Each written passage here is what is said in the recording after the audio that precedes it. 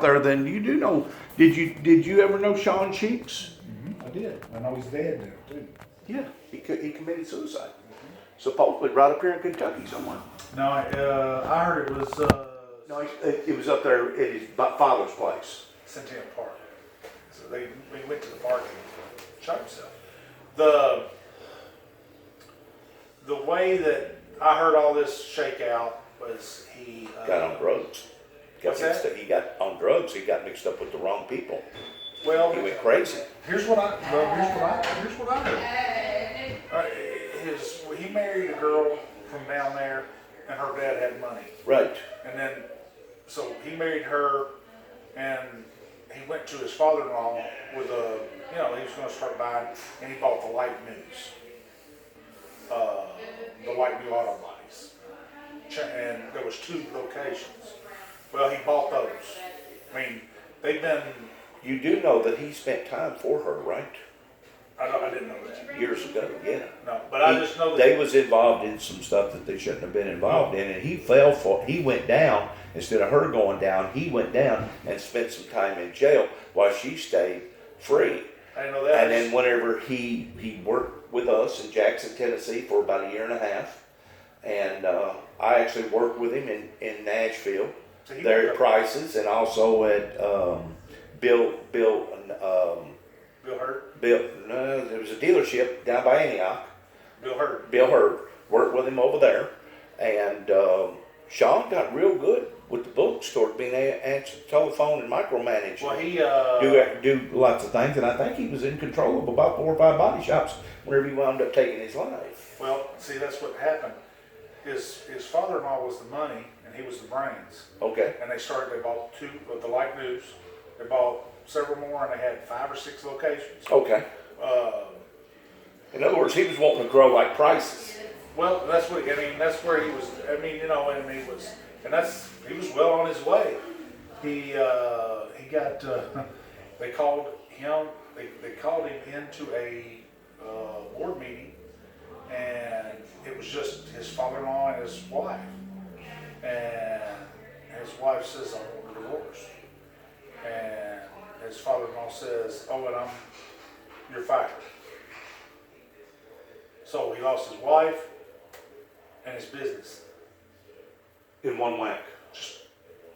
And it just drove him over the edge. That's what I heard. Now, I mean, I don't know. I mean, I wasn't close to Sean. Sean worked here in town, and Sean approached me a couple of times about going to working for them. And when he was at Patriot Chevrolet. Okay. And I mean, I had my own thing going, and like I said, sure. But he was working at Patriot, and he called me. We talked a little bit. Nice guy. Right. But that's Dennis. That's the story I heard. Yeah, and who will ever really know the truth? But I was told that he got on drugs and he took his own father's gun and ended his life. And it takes a lot for a man to do that. And Chuck Bollinger, that he worked with up there in Nashville for a long period of time, he said, Chuck goes, I never would have thought that he would have been that weak towards taking his own life. Yeah. That's one way of looking at it, towards a man being weak. But another way of looking at it, it takes a lot for a man to pull that trigger. Yeah, I mean, or to jump off that bridge, or to take those handful of pills and drink some whiskey knowing that he's fixing to end his life. It takes a lot to do that. You almost have to be in a state of insanity. Well, because anybody in their right mind ain't going to do that. But it says in the Bible that that people like that are turned over to a reprobate mind, and of course, drugs will do that to you. Well, and like I said, I don't know if he was on drugs or, I could see where if a man lost everything, but I'm gonna tell you, Jesus may come tomorrow, but the sun's gonna rise. Oh yes. And the Bible will fulfill itself one way or the other, regardless of whether we like it or not. Yeah, tomorrow's another day. That's right. That's right. And I'm not going to let nothing like that bog me down, but I've come close. Oh, yeah. I think everybody entertains. I think everybody, it's just like that. Has entertained that idea. towards, well, I'll just It's like check out. like an unwanted guest at your home. It's like it. You take them in and but when it's time to leave, it's time to leave. Yeah, yeah. But like I said, I hated to hear that. I did too. I really did. Wouldn't no. But getting off of that subject, Tennessee, their rates is still at $46 an hour. 44. 44. I think Bumpus is up to 46. To where y'all's rates has always been a little higher. Yeah, 44. We checked the other day. I mean, we've been watching this really close because we're at 50 right now. You're at 50. You've always been higher. Well, and So that means that you've got more control of your industry, and the insurance company doesn't have as much control due to the fact that you are a little bit better price-wise. Well, because you know as well as I do, you buy a dadgum lawnmower, John Deere lawnmower, and take it down at the lawnmower place, and they're going to charge you $100, $110 an hour oh sure. to work on a lawnmower. Yeah. Or an RV.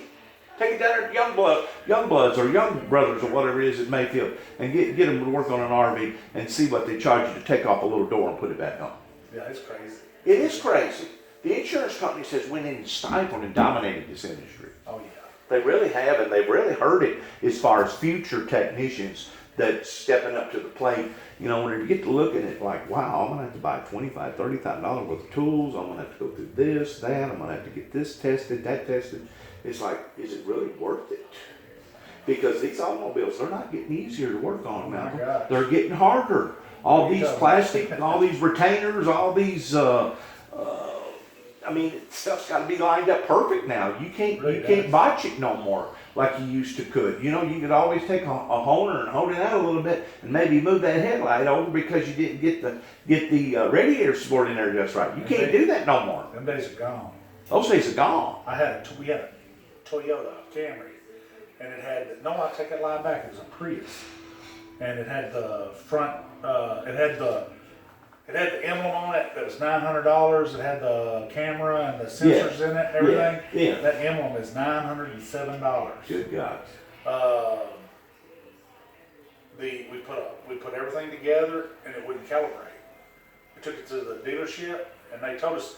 And Dennis, when you looked at the upper tie bar, you could not tell that it was bent. A lot of times you can't because it's got so many rolls and so many zigzags in the metal to begin with. How are you going to know? Unless you've got the proper equipment to measure it, to put it on a measuring system and to measure it out right. Well, we did.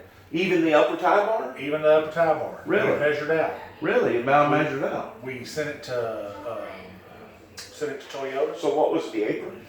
No, it was the tie bar. So how come it didn't show up on the Genesis? It didn't. We got a touch, but Is the touch the next step beyond the Genesis? Well, it's a similar system. It's just a different company. Okay. But it measured out. Right. It was well within tolerances. We replaced the upper tie bar. They said it was the upper tie bar. We replaced the upper tie bar. Took it back over there, and like I said, I couldn't tell that it was bent. We measured it. It measured out fine. But they said that it don't have to be just a quarter of an inch. Oh, not even that. Just a smidge off. 3/10. Anything. Thickness of 3 dimes. I guess. What was it making a difference on the headlight? Not bumping, No, fitting the bumper right? Like I said, that $900. The grill wasn't fitting right? That $907 emblem was a sensor, and it actually has radar in it, anti-collision stuff. Oh God! And it was that sensitive. And it's that sensitive. We put that on there, painted it, bolted it in. In other words, it could have had just a little twist to it that would have thrown it off. It was just some little something. Just little nuance. But measuring it measured straight up within the tolerance. Did you change the sensor? Did you change the emblem? No. Put another emblem, thinking that maybe that emblem was bad? No. We took it to the dealership and they said it's upper tie bar. We put an upper tie bar in it, took it back over there, and they calibrated. They gave us the whole piece back. We put it in. But you would have never guessed it. No, I'd have never guessed that. Especially putting it on your machine. Well, and